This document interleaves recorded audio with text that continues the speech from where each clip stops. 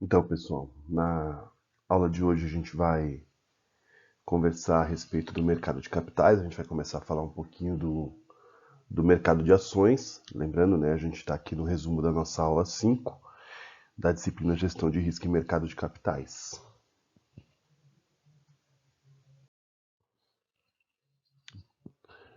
A gente falou nos resumos anteriores que a bolsa é composta de uma série de mercados.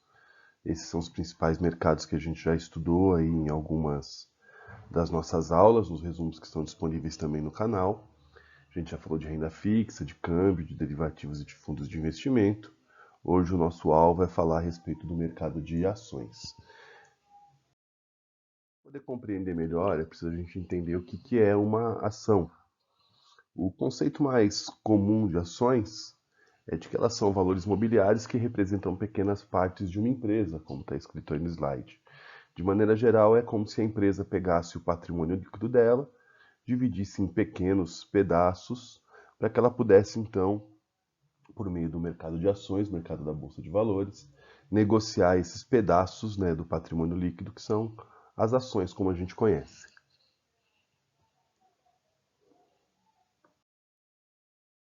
A finalidade do mercado de ações, de maneira geral, é de que, por meio da fragmentação do patrimônio líquido, as sociedades anônimas de capital aberta consigam comercializar essas ações no mercado, na bolsa de valores.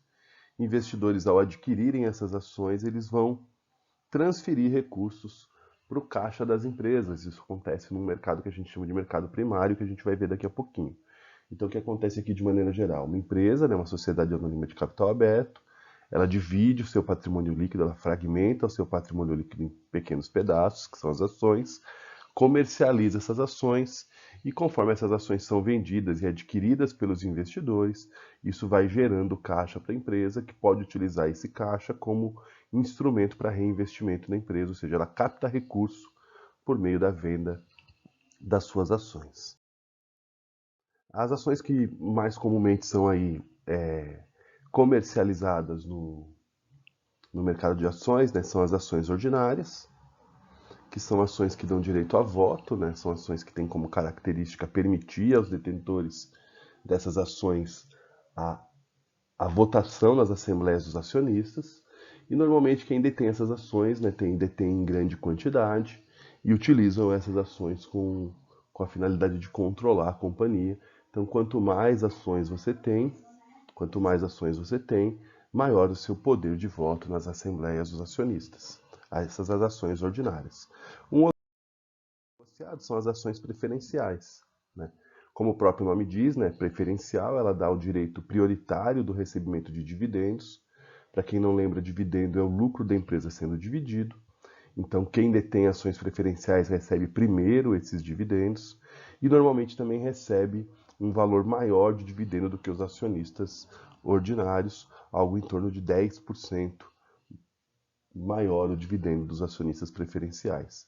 Os acionistas preferenciais, a priori, não têm direito a voto, a não ser que a empresa fique 3 anos sem repassar os dividendos, sem pagar os dividendos aos acionistas preferenciais, e aí eles passam então a ter direito a voto, até que a empresa volte a dividir esses lucros. A comercialização das ações, ela acontece primeiramente em um procedimento chamado abertura de capital, ou IPO, né, que é o termo em inglês para oferta pública inicial de ações, em que uma sociedade anônima ela procura a Bolsa de Valores, no caso aqui do Brasil a B3, cumpre uma série de requisitos com a fiscalização da CVM, para que ela possa então iniciar o seu processo de abertura de capital, IPO, leiloando as suas ações numa data pré-determinada na B3, em que investidores vão adquirir essas ações, e aí, como a gente falou, esses valores, esses recursos iriam para o caixa, né, da empresa. Aqui, esse sistema que a gente chama da oferta pública inicial é chamado de mercado primário, porque é a primeira vez que a empresa coloca essas ações no mercado e é o único momento em que essas ações são vendidas e o dinheiro, o recurso, vai para o caixa da empresa. No mercado primário, a empresa emite as ações, vende essas ações e o recurso pago pelo investidor pelas ações vai para a empresa que aqui é chamada de emissor. Como funciona essa negociação no mercado primário? Ela funciona da seguinte maneira: a CVM autoriza, a empresa então faz a emissão das suas ações, o seu IPO, a sua abertura de capital, negocia essas ações, tá?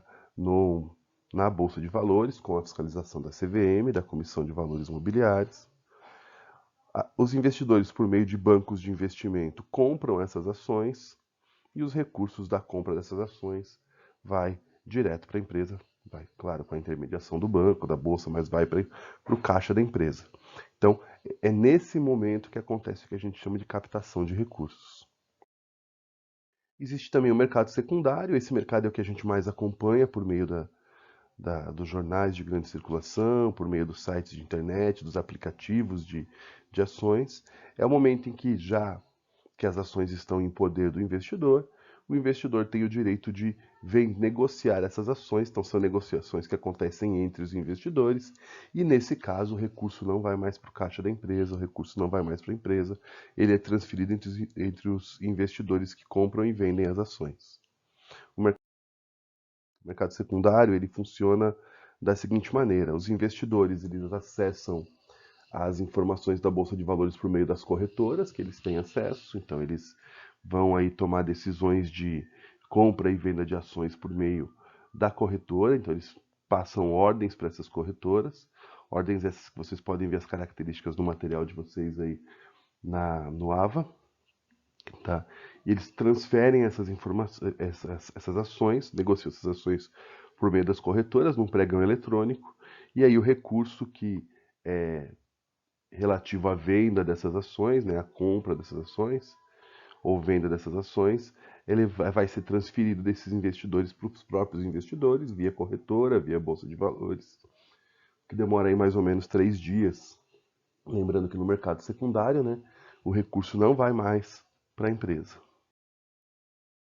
Como é que acontece o retorno sobre o investimento nesse caso das ações? A gente vai ter duas situações, na verdade.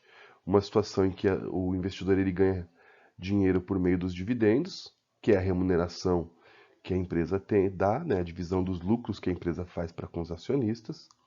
Normalmente, esse tipo de investidor que recebe os dividendos são investidores que pensam mais na questão do longo prazo, compram as ações, ficam por longo tempo com as ações, e ao ficar por longo tempo com as ações vão recebendo dividendos, então eles não se desfazem das ações com facilidade. E tem também alguns investidores que focam na valorização do preço da ação, ou seja, compram a ação no determinado valor. Quando ela valoriza, quando o preço da ação muda de acordo com a dinâmica do mercado, eles vendem as ações e ganham dinheiro com base na valorização do preço dessa ação. Vale lembrar, né, que negociação de ações está isenta de imposto sobre operações financeiras, que é o IOF, e também para volumes de vendas de até R$ 20.000 por mês também são isentas de imposto de renda. No caso das vendas superiores a R$ 20.000 por mês, sobre o ganho de capital, calcula-se 15% de imposto de renda. E, por enquanto, até aqui, né, dividendos também não são alvo de imposto de renda, dividendos também são isentos de imposto de renda até aqui no nosso país. Com relação aos perfis de investidores, a gente falou agora há pouco da questão de como as pessoas ganham dinheiro no mercado de ações, né? Algumas delas pela questão dos dividendos, outras pela valorização do preço da ação, né? Pelo price action, que o pessoal costuma chamar. Nesse caso aqui, isso vai definir um pouquinho o perfil do investidor. O investidor que pensa em receber recursos por meio do recebimento de dividendos somente, sem se preocupar com a valorização das ações a priori, é um investidor chamado de position holders, que é um investidor que compra as ações e fica muito tempo com essas ações. Ele se casa com essas ações, é fiel a essas ações, e por isso ele fica muito tempo com as ações e vai recebendo dinheiro por meio dos dividendos. Os demais investidores, os perfis de investidores, são investidores mais voltados para a especulação do mercado, pensando na valorização da ação, ou seja, em comprar num valor e vender quando essa ação tiver uma valorização. E aí a gente vai ter três tipos de investidores nessa modalidade de especulação. O primeiro deles são os swing traders, que são pessoas que costumam ficar alguns dias com essas ações.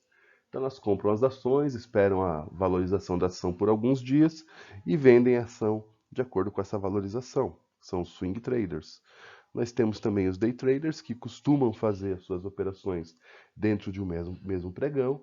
Então, eles analisam tendência, eles verificam um ponto em que eles compram a ação, e quando essa ação durante o dia alcança o valor que eles entendem como valor vantajoso para a venda, dentro do mesmo pregão, eles acabam realizando a venda.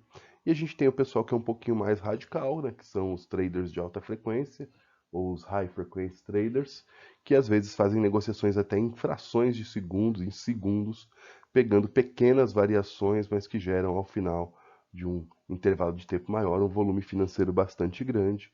Então, esses três últimos que a gente citou aqui, os swing traders, day traders e os high frequency traders, eles lidam com um tipo de análise para tomada de decisão chamada de análise técnica, que a gente vai estudar daqui algumas aulas, e os position holders fazem uma análise chamada análise fundamentalista, que é uma análise um pouco mais complexa, digamos assim, no sentido de se casar com as ações e ficar muito tempo com elas, com a intenção de adquirir aí o recebimento dos dividendos.